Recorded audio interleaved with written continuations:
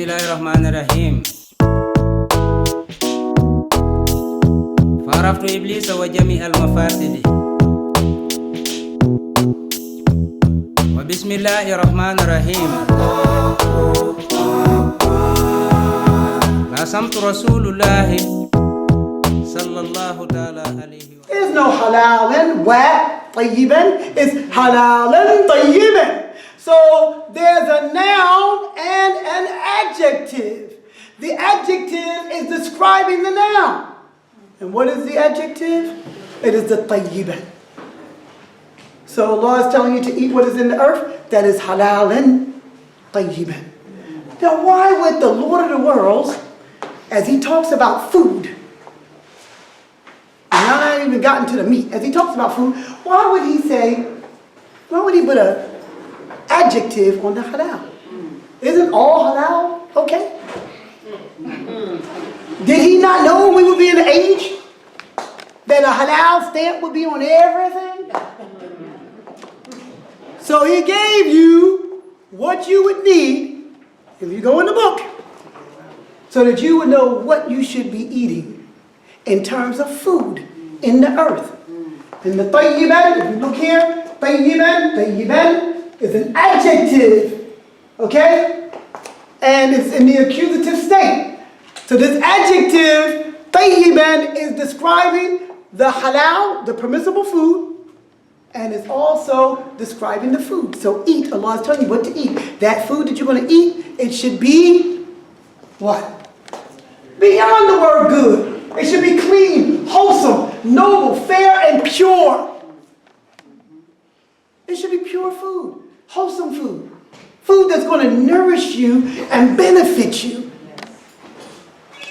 So, what about that? That's halal. I was just at a program. In Fresno. And everybody, Sister Karimah, come and listen to the talk. And I know you won't eat, but I mean, you won't eat everything, but look, they got the halal pizza. Alhamdulillah. Alhamdulillah, Muslims. For real, Allah does not leave us in the condition that we're in. You know, and our Prophet said what? On the head of every 100 years, there will be what?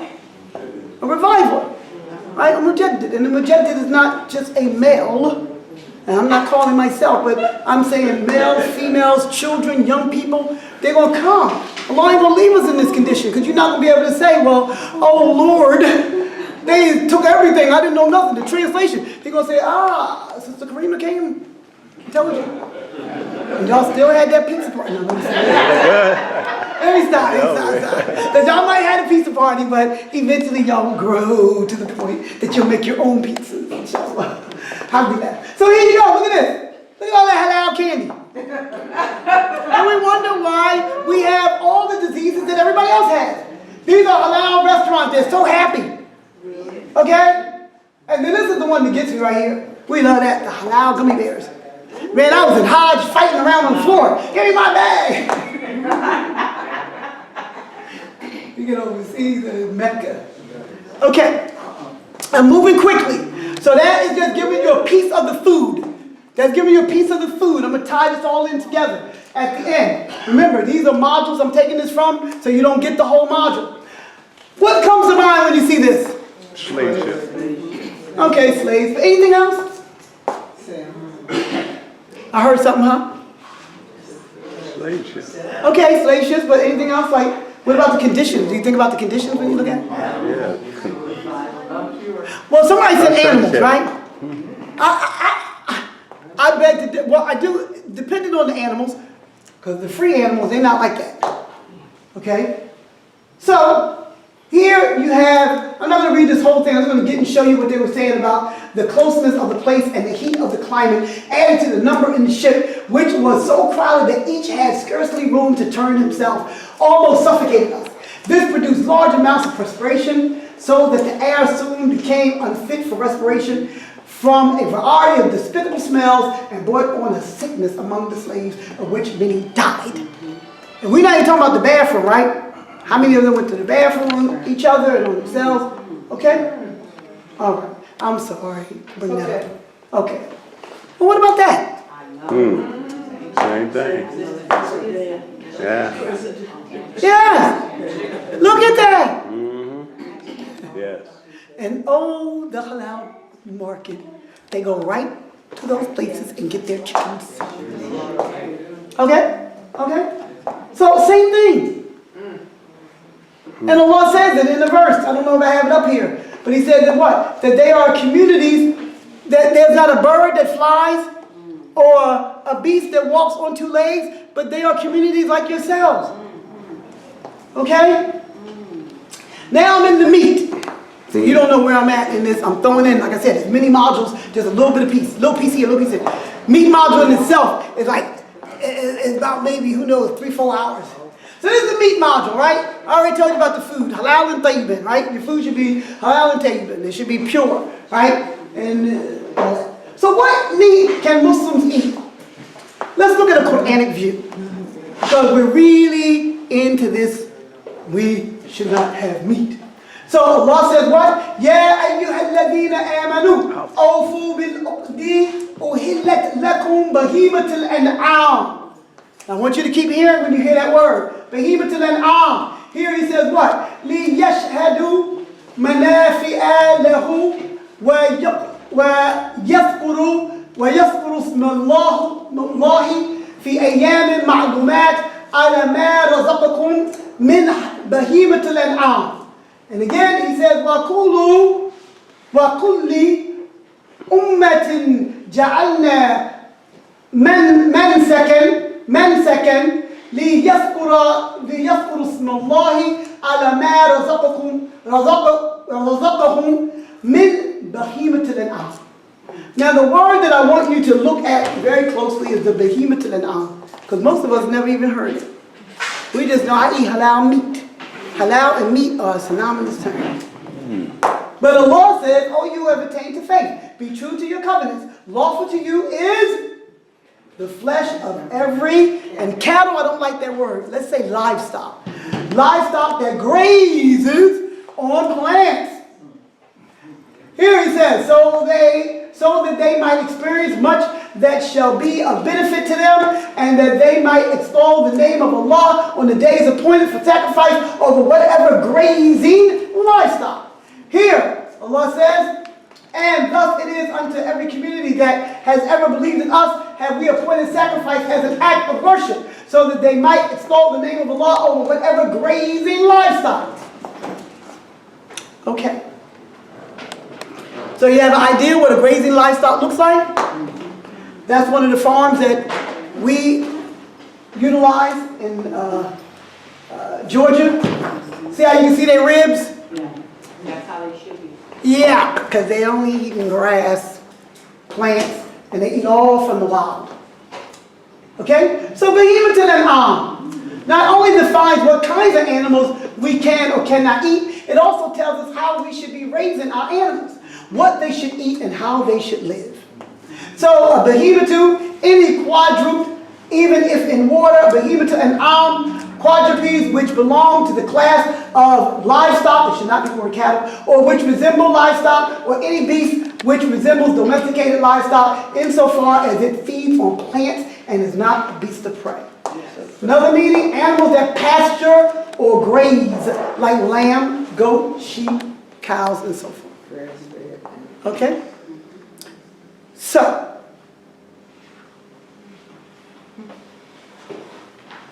here Allah says, and this is when I have to talk to my brothers and sisters that want to tell me, well, as one sister told me, well, Sister Karimah, Allah made it permissible, but He did not say I had to eat it.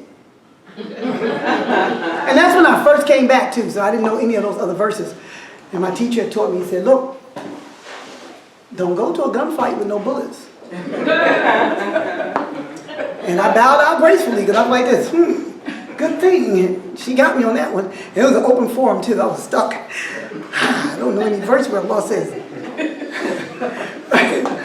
Yeah. So I left her. And then, just to show you, right here, in each one of these verses, Allah is using the word فَقُلُوا, and He's telling you in the Arabic form, right? That he's telling you to eat from, where is it at? And not only in this one, he doesn't just tell you to eat, he tells you to eat it and feed it to the poor. So here, if you know Arabic, فَكُلُوا. This is fi'l amr, right? And it is what form? Anybody know? I'm sorry. It's what tense? Not tense. Gender. Plural. Is it right? It's masculine, which goes for all. When the law is speaking now, he's speaking to male and female, and it is what? Right. It is they. So he's telling you all, or he's speaking to you all. Sorry, in past tense form. Fi'l amr. He's saying so you all. It's not they. It's you all. He's telling you to eat. فَكُلُوا, eat, so you all eat, minha, from it. وَأَطْعِمُوا, and ta'am is what? At'imu is form 4, and he's telling you, and feed. This is form 4. And is a fi'l amr, is a command, telling you not just for you to eat from it, but for you to feed the poor. From what meat? Grass-fed, plant, right. So you ain't giving the poor that. Stop. Well, stop feeding them the meat, at least. Right? This is one time you can give them some vegetables. Because the law says for you to, seriously, he said this is a command from the law. This is the command. Right? So, when I found that verse, I had to find her. 6 months later, right? And I was that day, it must have took up my whole day. But I also had this verse to give her too. And here, Allah says what? وَمَا لَكُمْ. Now they put here, and why should you not? But Allah is saying what? It's also saying like, what is wrong with you? Why would you not? Why do you not eat that which Allah's name has been mentioned over? Right? And he said, what? And why should you not eat of that which the name of Allah has been mentioned while He has explained in detail to you what He has forbidden you? And this verse is very important because it's talking to two people here. He said, accepting that to which you are compelled. And indeed, do many lead others astray through their own inclinations without knowledge.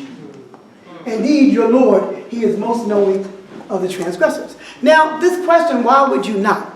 He said, except what? That which you are compelled. And when you are compelled, right? What would make you compelled not to eat the meat that Allah's name has been doing? When it ain't doing what Allah says, it hasn't been, because there's two things that make the meat halal. How it's raised and how it's slaughtered. By who? Allah said it. He told you what meat to eat. Behemothul an'am. So if it's not being raised right, then that I am being compelled not to eat that because that is not what Allah sanctioned.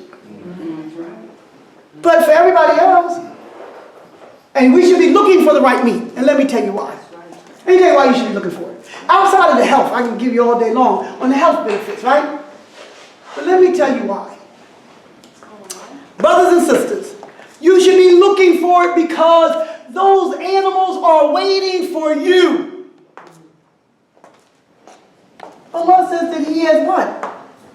He said the best community. He has taken you out of all of humankind. You are the best community from all of mankind.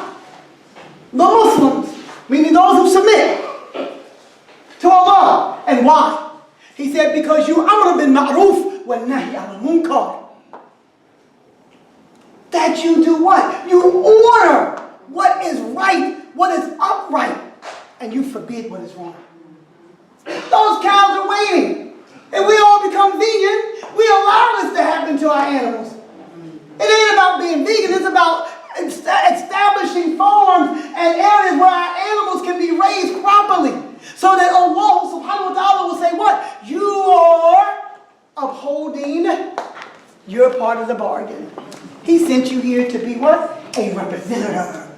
That's what a Khalifa is. It's a caretaker, a representative, a ruler for who? For God. And look what you're allowing to happen. And you're allowing it so much that you jump in on the bandwagon of everybody else and you're like, oh no, I don't eat that either. Okay. Now look what happens. Look at these cows in feeding lots. Being fed what? That which they get fed jelly beans. They do stuff for fun. Jelly beans, grains, anything they throw in there. And they say what? To fatten them up. They want to fatten them up. Right? Like they tell you, you give the formula to your baby, then give it some Karo syrup and all that, just fatten it up. It doesn't matter whether the baby's healthy or not. Formula. They never called it milk. You did. You had to learn that in my course. We'll come back to that. So here, the product of modern agriculture, life of feeding lot for an animal. So what is the life of a feeding lot? The cow gives birth. Shortly after the calf is removed from the mother and given a soy formula. Soy, like corn, like 10 other products, are your top GMO. It is the worst thing you can put in your body. Please don't tell me about what they make in Japan. That's another long story. Please go away from anything that has soy in it. Please. Shortly after the calf is removed from the mother and given a soy formula, then put on grass. They got to put them on grass or they would die immediately. Then they are fattened up with a corn and soy diet. Then started on tons of antibiotics and antimicrobials. See those needles down there? Drugs to keep the animal from getting too sick and die. Along with this diet, they are subjected to growth hormones, selective breeding, marbling, and more. Many of their illnesses are similar to human illnesses. And I can tell you that I read an article that I just cried when a lady went out to a feeding lot and saw how many of the cows had pancreatitis. They had all types of diseases that were just like us. Okay? So we have a responsibility. And inshallah, we are working on it in Georgia. So not only do we desert the meat and leave it, because what the health, we got something like this. Now, I want y'all to pay attention to this verse that's being recited. فبأي آلاء ربكما تكذبان. Now, what's the translation of that verse? Anybody know?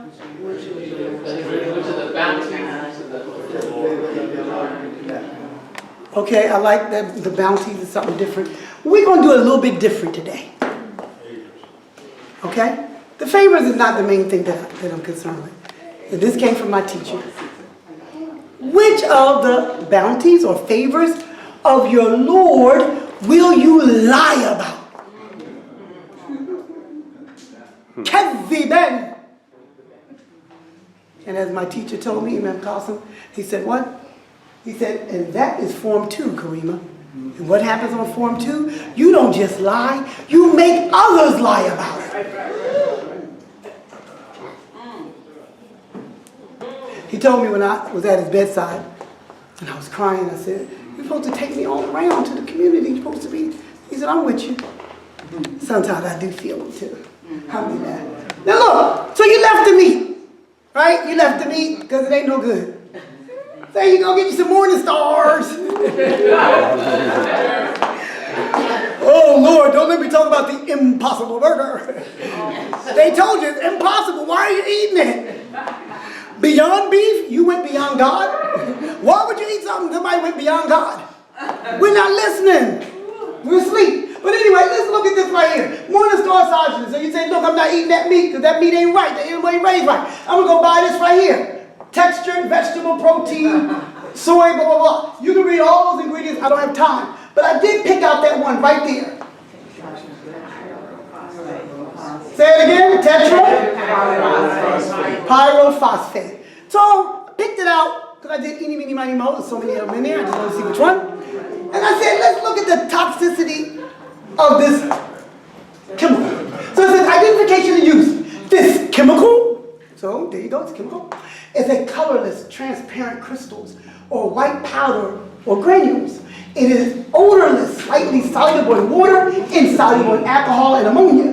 This chemical is used as a cleaning compound. Oil well drilling, water treatment, cheese emulsification as a general sequestering agent to remove rust stains, as an ingredient of one fluid ink eradicators, in electro disposition of metals. It is used in textile dyeing, soy in wool, buffer. Wow, finally, food additive. Oh God, I'm safe. It's like a cartoon. No, it's a cartoon. It's a cartoon I have in one of my programs. Like the lady turns to her husband and she said, "Oh," he said, "Look, baby, it's halal." She said, and he said to her, she said, "It's halal. I want it, right? It's cake." And she's drooling at the mouth, right? He says, "Read the ingredients." So he starts reading the ingredients, right? And it says, this chemical, poison, and then it says at the last ingredient, "For God's sake, do not eat this." And she said, "No pork," and she ate it. Right? So all you need to do is be right, food additive. All right, alhamdulillah, see, it is not food, it's a food additive too, right? All right, detergent builder, right? So human exposure and toxicity.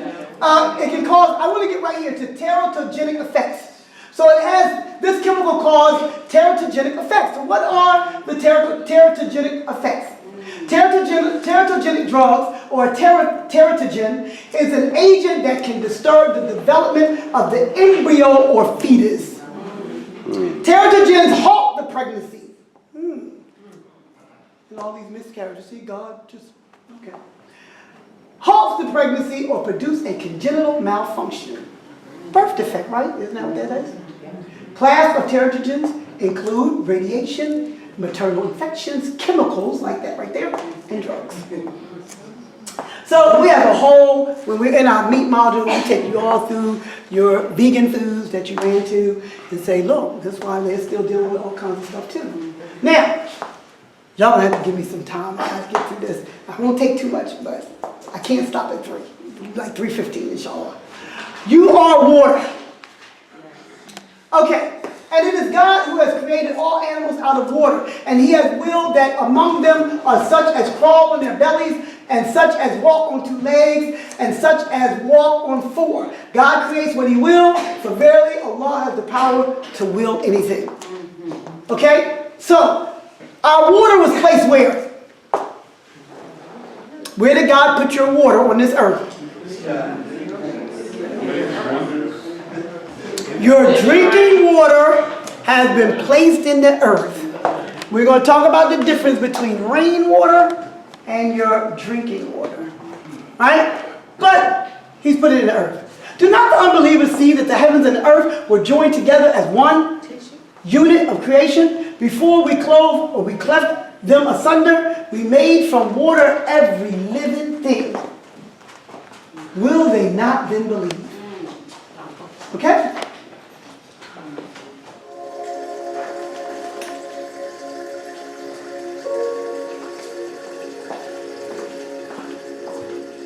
Today we hear so much about local food, but what about local water? This is fresh water from the earth the way it was meant to be. It's the kind of water that we're biologically adapted to as an animal.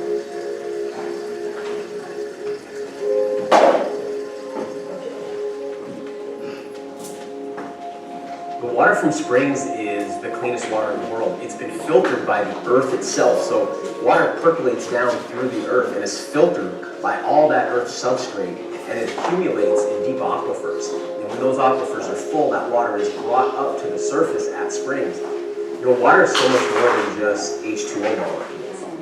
Water, as it's found in nature, is a liquid crystalline matrix of H2O molecules that suspends a variety of beneficial microbes and microalgae, as well as a variety of dissolved solids like mineral ions. So we need all of that. That's what we're adapted to. We're not any more adapted to refined H2O than we are to refined carbohydrates like processed white sugar. One of the issues today with the water that contemporary modern people are drinking is that in the form of tap water, it's, I would say, contaminated with antibiotic substances like chlorine, or contaminated with halides like fluoride, which we know is neurotoxic. And when we talk about bottled waters, one of the main issues that we have there is the contamination of plastics. We're in this age now where we know we've reached a kind of water crisis, but for most people that's like an abstraction because they don't actually have connection to the water they drink or where it comes from. So if we really want to talk about protecting our water, it's important that we actually gather our own water, at least have a relationship to the water where we are from. The water from your spring could have been underground for a year, or could have been underground for 10,000 years.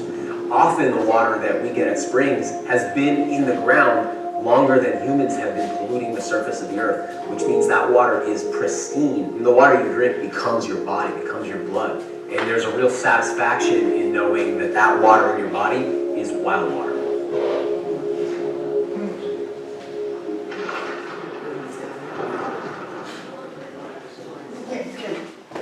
All right.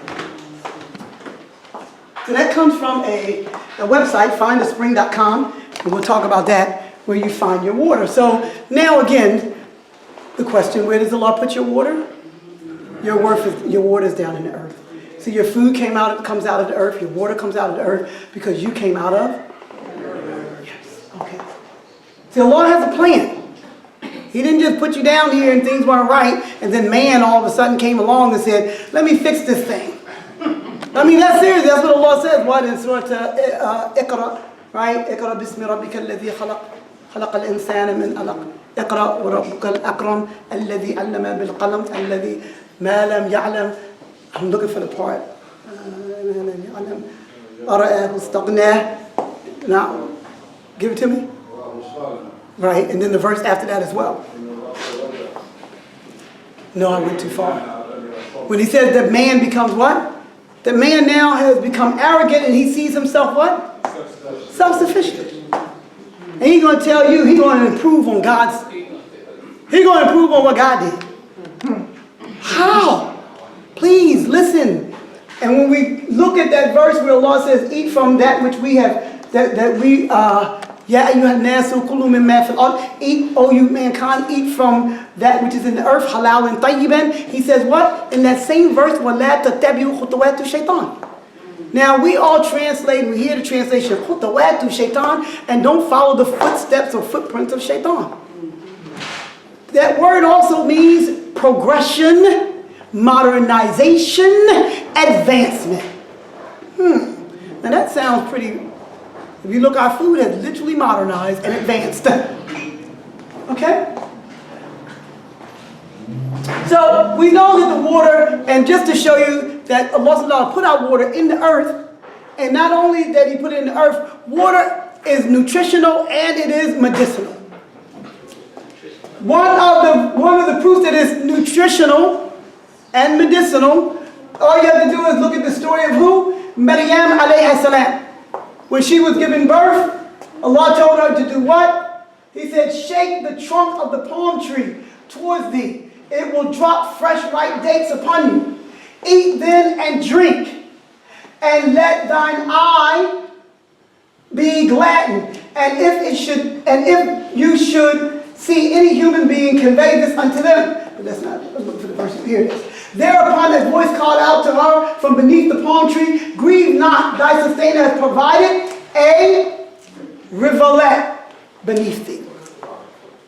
Now in Arabic it says, قَدْ جَعَلَ رَبُّكَ تَحْتُكِ سَرِيرًا. And a sariran is a stream or a river. They say, or a dam. So the water that she was drinking as she was giving birth was water that came out of the earth. And the dates, we actually can tell you the benefits of what Allah told her. And I work with midwives now, Muslim midwives, and they must have these two things along with the anatomical position. Allah gave you the anatomical position a woman should be in when she gives birth in that story. But I don't have time to teach that right now. So, as I said, Sariran is a river, a dam. So that's the proof that we know that she needed the nourishment, but she also needed as a medicine. It was going to replenish her as she was giving birth. But there's another story in the Quran that shows us that water is a medicine. And that is what? Allah says, وَأَيُّوبَ إِذْ نَادَى رَبَّهُ أَنَّ مَسَّنِيَ ضُرُّ وَأَنْتَ أَرْحَمُ الرَّاحِمِينَ. And remember, Ayub or Job, when he cried out to his sustainer, affliction has befallen me, but you are the most merciful of the merciful. Whereupon he responded unto him and removed all the affliction from which he suffered. and we gave him new offerings. Now, look right there. Allah said we responded to him. Now, in these two verses, he doesn't tell you what the response was. So what was the response? Does anybody know? Strike with your heel. Somebody said something. Strike with your heel, and there'll be water that will come up. Somebody else is in this book. I'm not alone. Now, let me stop. I hear you, brother. That's right. That what? So the only way you're going to know what the response was, you have to be in this book. Because Allah didn't put it together. And he did it on purpose. So that you don't find everything in one place, because then you'll be done. Okay, so you got to move around. So when I saw that, and I was looking for a cure for my own daughter, that you'll learn when I bring the program here. And I'm like, wait a minute. So what was it? How did he respond? What was it? I'm searching everywhere in the Quran that he talks about Ayub. Well, here it is right here. Allah says, وَاسْقُرْ عَبْدَنَا أَيُّوبَ إِذْ نَادَى رَبَّهُ أَنِّي مَسَّنِيَ الشَّيْطَانُ بِنُصْبٍ وَعَذَابٍ. Allah says, أَرْقُدْ. So he's speaking now in the command. أَرْقُدْ بِرِجْلَكَ هَذَا مُقْتَسَلٌ بَارِدٌ وَشَرَابٌ. He said what? Strike the ground with your foot. Here is cool water to do what? Wash and drink. That was his cure. Water is medicinal. It's a cure. But, well, our water ain't doing that. Well, I said the molecular structure of the water has changed completely. You got chlorine and fluoride in it. Man, we look under the microscope, that water probably doing all kinds of stuff, all kinds of shapes. It's not even in its natural state. The natural water is down in the earth, and in the earth it does what? It picks up all the what? Minerals and nutrients that your body needs. We have a brother that has a well 550 feet deep. And you talking about some pristine water, and I go and I carry 800, I need 80 gallons of that water every 3 weeks. All of us. So many of us go out there because that water matches you. Let's look at your immune system and see what's happening. It may take a second. Come on. So you have to give it a second. So that's your red blood cells under a microscope. So what you're seeing on your screen here are a bunch of red blood cells that deliver vital oxygen to our body. The moving cell there is a lymphocyte. That's your immune system. That's what it looks like under the microscope. So its job is to go in between all of these cells in your lymph system and start cleaning up, if you will. What you don't see is that it's swimming in water. That's why we need to drink water when we get sick. What you just saw there is a lymphocyte that's changing direction. That's showing intelligence. It's got a signal called chemotaxis to go clean up a mess, and that's what it is right there, cellular debris. So what you're seeing there is that lymphocyte starting to break down and clean up all that cellular debris. Just like a car that uses gas and there's exhaust, all of our cells use fuel, and then there's byproducts and metabolism. This little stick figure, that is streptococcus. That's your immune system taking care of bacteria. Look how it goes and protects you by enveloping itself around the bacteria. Now this is a picture of natural cell death. This is apoptosis. This is a cell. Just watch the edges of the cells there. It's about to die. And what a lot of people don't know is that our cells are replaced every so often. Red blood cells every 149 days. Other cells may take years, but our cells are replaced with whatever we've been eating at the time. And so it's important to know that these lymphocytes have to go in and clean up all of these cells. And we have trillions of cells. I joke around with my kids and I say, you know, I want you guys to clean your room as well as your lymphocytes clean theirs. And this is what we see. Trillions of cells being cleaned up. And this is why it's so important to eat a healthy diet with real whole foods. Because our cells need those big building blocks, not fake foods that are going to break down and add more work to your lymphocytes. When your immune system gets overworked, then it can't protect you as well. What you're seeing here on the screen is natural cell division, and instead of it dividing properly, you'll see at the middle of the screen, it stays conjoined, and it becomes what's called a binucleated cancer cell. Those two dark circles? Those two dark circles are cancer lymphocytes that are inside the cell. So it hasn't made its way where it's in tissues and it's a tumor. It's still in the cell. So we all could be walking around with cancerous mutations, and maybe our immune system is attacking it. If your immune system is weak, it can't get in. Now look at this, look at this. These are the lymphocytes trying to get in that cell and attack those cancer cells. This is why it's so important to really help keep your immune system strong. What wrecks your immune system? Stress. Now look at that. See here, it got in, and it's going to bring all the other lymphocytes in to kill that cancer. And we can see that we've now got tissue that's cancerous. Not the size of a tumor yet. This is still under a microscope, but it's tissue. And all those moving things are the lymphocytes. And what you just saw there is implosion from the inside out. This is natural killer cells of your immune system killing. You can find this video, Your Immune System Under a Microscope. You can find it on YouTube. I like it because you really get to see, one, look at your immune system. It is moving. These cells are living. And they're working hard. Allah designed you to be down here with a system. Your first cure, when I told you I got the answer, where's the cure? The first one is inside of you.